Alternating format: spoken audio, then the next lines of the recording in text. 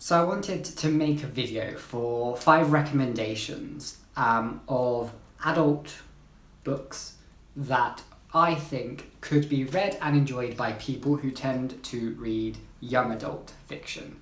Now, when I say adult books, what I mean is sort of the books you would find in the literary fiction part of the bookshop, as opposed to the books that you would find in the teen section. The teen/YA and the adult age brackets, there's a lot of overlap and overmixing between the two. Sometimes the lines aren't always so clear, and you don't have to be within that age bracket to be able to read those books. I thought by just saying 5 adult reads for young adult readers is the easiest and most succinct way to express sort of what this recommendation is about. But of course I do take into consideration that, there are questions about what is YA, and there are questions about what is, not so much what is adult fiction, but what is literary fiction. So I don't think all of these books would necessarily fit into literary fiction per se. Maybe they do, who knows. But it was easier to just express it this way, so that's what we've done. So when I'm talking about the 5 books that I have chosen, I am going to kind of explain what aspects of that book I think correlate with things you might find in YA fiction, or the things that readers of YA fiction enjoy from perhaps that sort of style of book, which are mirrored again in just a different way, if that makes sense. It's probably better if I just get on with the books and give you those recommendations. The first book, probably to no one's surprise, is Black Swan Green by David Mitchell. Now this is, in a way, a semi-autobiographical work of fiction from Mitchell. It is a book that follows a 14-year-old, I think he is, who is living in a small town/village in the UK, in England. He has a stammer, and it impacts his sort of sense of his self and his sense of his place in the little town and that he is growing up in.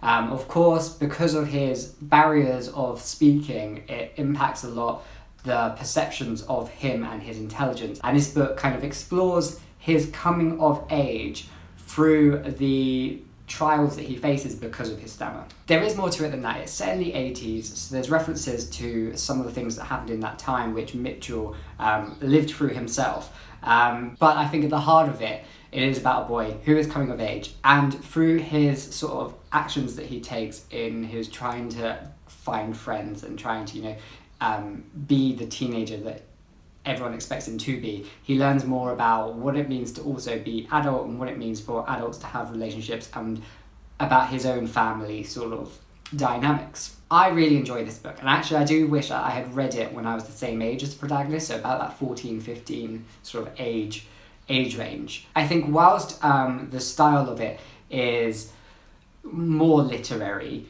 it's not particularly literary in that it's difficult. It's just literary in the fact that it's a bit more mundane, if that makes sense. It focuses more on the everyday, and it explores it in a very realistic way. However, because of the age of the character and the fact that we are seeing the world through this 14-year-old's eyes, the themes and the topics and the way that they are explored are very similar to what you might see in a contemporary YA book.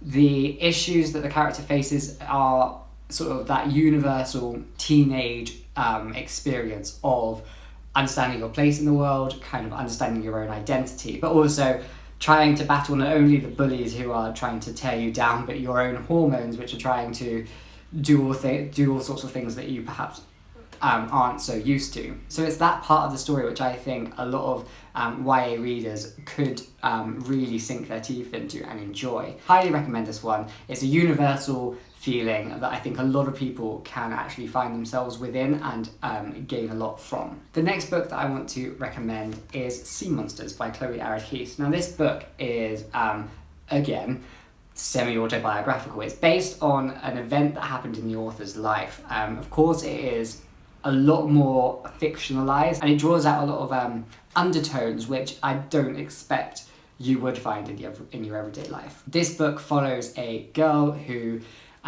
is living in Mexico City. She isn't Mexican herself, so she goes to a sort of separate international school, and she kind of falls in love with this guy who is perhaps not the best guy for her. She then decides with this guy to run away to a little seaside town in Oaxaca, and there things kind of go a little bit darker, and she sort of begins to realise more about what she actually wants and what she was expecting, and how life isn't living up to those expectations. Once again, I think the themes in this book are what is sort of more typical of what you might find in YA. The character herself is, I think, 16, 17-ish, and she is going through a lot of the same tribulations that you find in a lot of YA contemporary books. But also, the sort of setting and the atmosphere of this book feels very much like perhaps a Maggie Stiefvater book. So if you enjoyed like the tension, the undertones, the darkness of the sort of the Raven Boys, that's something you can get here. The sense of place is very real, and it is very evocative of a mood and an emotion. And it's that mood, that emotion, that also mirrors a lot of the things you might find in YA. It's got that sort of angst that some people like really enjoy to read. I know that I did when I was 14, 15 years old. And so I think that's why a lot of YA readers could really get into this one and enjoy it. The next book that I want to recommend is Never Let Me Go by Kazuo Ishiguro. Now this one is a sort of speculative dystopian novel, but it still has very much a contemporary feel to it.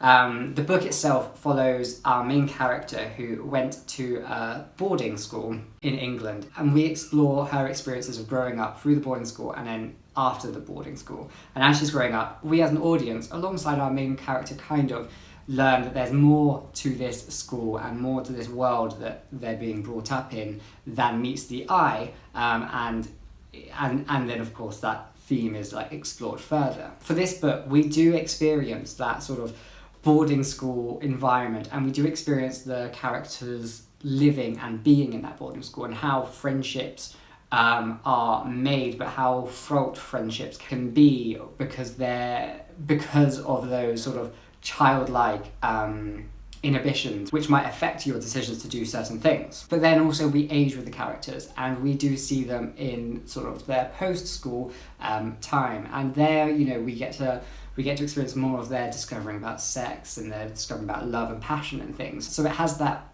YA but also a new adult feel to it, which I think a lot of readers are asking for.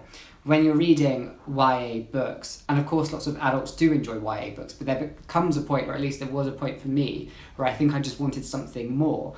And I know that a lot of people are asking for more, being that new adult sort of genre where you get the same kind of feelings and senses as you get in a YA novel, but you get it in a little bit of a mature, more sexual way that kind of creates that relationship with the characters that you find in your real life. I think this book sort of has that, but it also discusses a lot about this sense of identity, but also the sense of consent. I think consent is something that's quite important to this novel, as you find out. And I think that's something that is being explored and people are really enjoying to explore in literature, particularly in YA literature, which is very important. And I think this could be one that those sort of readers would really gain a lot from. So then the next book, I guess, is also more of this sort of new adult sort of genre, which I think is a nice gateway into the adult literary fiction sort of world. I think, you know, it's a natural step to want to have something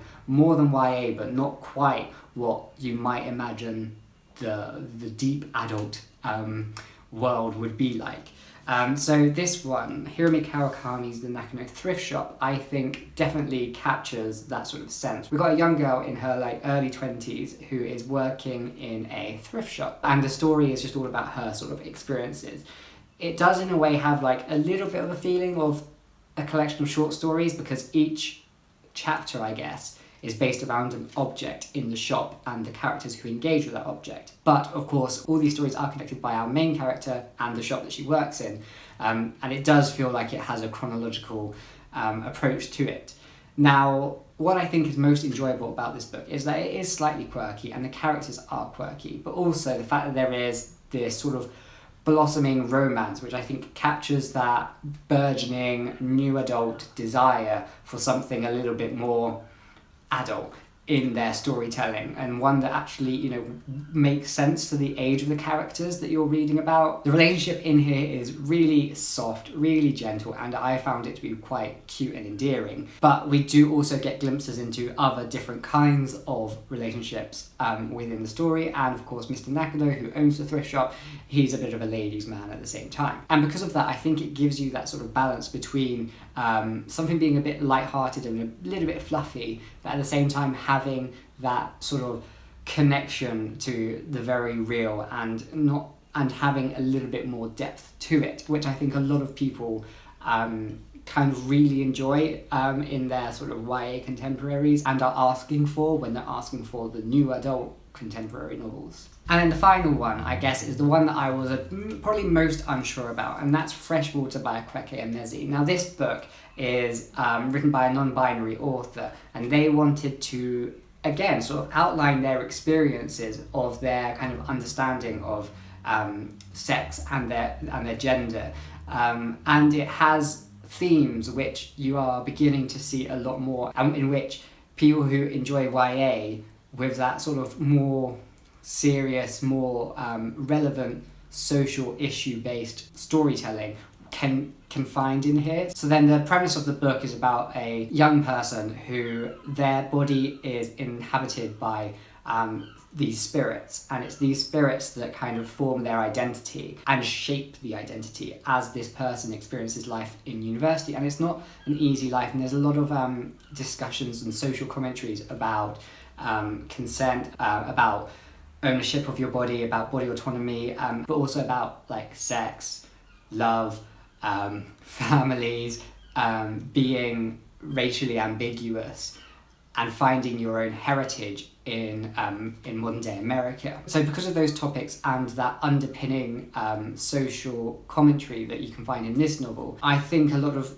young adult readers can really enjoy that side of it. The only thing that I was thinking, perhaps maybe not recommending it, is because I think of all these books that I'm recommending, this one has the most experimental structure to it, and I think whilst you do get some experimentation in YA, you don't get it to the extent that you do get it in the adult literary fiction. And I think sometimes it's that experimental and that sometimes difficult mode of storytelling that can be quite intimidating to some readers. Not all readers, of course, but at the same time, if you're wanting to gain something out of a book, you might want something that's a little bit more straightforward.